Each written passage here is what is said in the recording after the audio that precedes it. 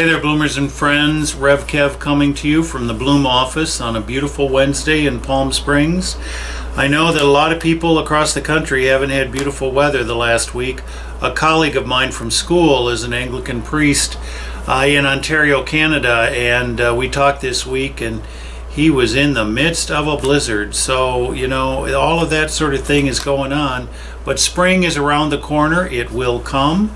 And that is something that we can have hope for, and I look forward to the weather getting better all over the place. I know there are people that left, snowbirds that left Palm Springs going home, and there they went into that weather that was so abysmal, especially in Minnesota and Wisconsin and up north. So we are thinking of you and hoping that it clears up soon and that you're able to enjoy your spring flowers and better weather and barbecues and all sorts of fun things coming up in your lives. I hope the snow melts fast. I've been through that myself.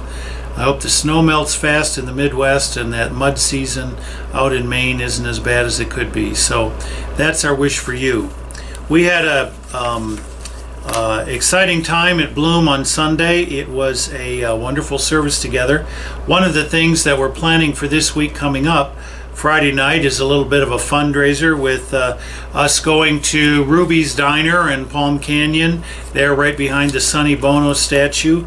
And if we bring this little slip with us and put it with the ticket for our tables, they'll donate 20% of the revenue to our Bloom congregation. And you know, this is a nice time for friendship and people getting together and having a meal together. It's fun to see who's there when you show up and just have a chat with folks.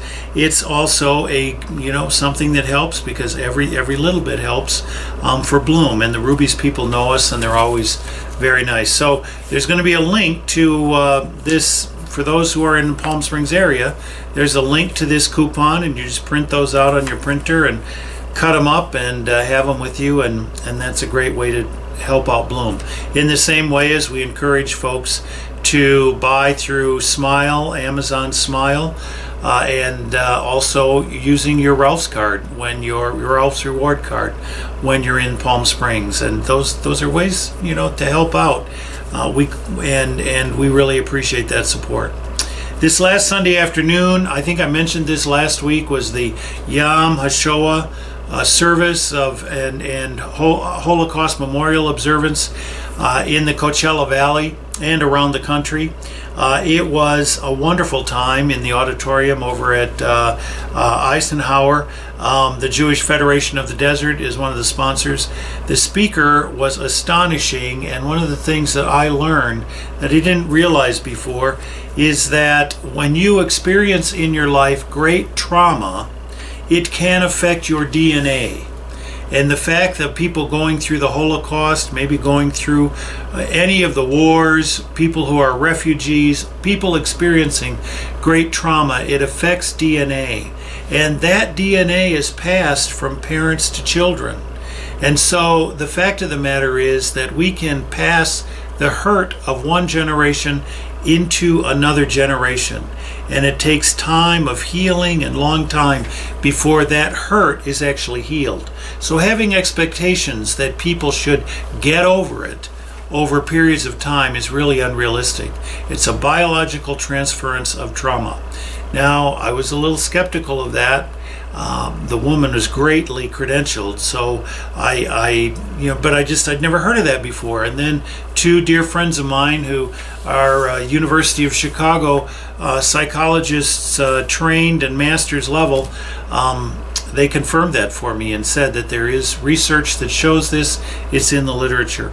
So this is just something I'm thinking it's important for us to keep in mind, that people. The old saying goes, the sins of the children, the sins of the father should not be visited upon the children, so that they are not carrying that.